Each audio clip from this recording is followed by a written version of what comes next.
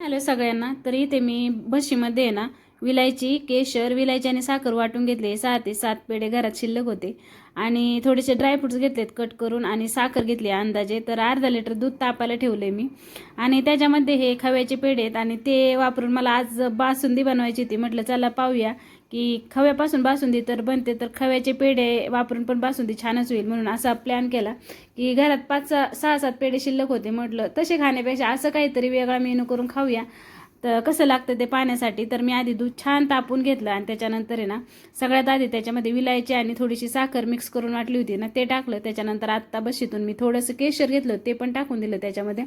आणि तुम्हाला तर माहिती बासुंदी करायची म्हटलं ना की बासुंदीजवळ बसून सारखं ते हलवत राहायला लागतं, ढवळत राहायला लागतं, जेणेकरून ते खाली लागू नये. त्याच्यानंतर मी त्यामध्ये ना ड्रायफ्रुट्स टाकले आणि तुम्ही पाहू शकता छान असं बासुंदी तयार झालेली. आटून थोडंसं दूध कमी झाले, म्हणजे निम्म झाले जवळजवळ आटून.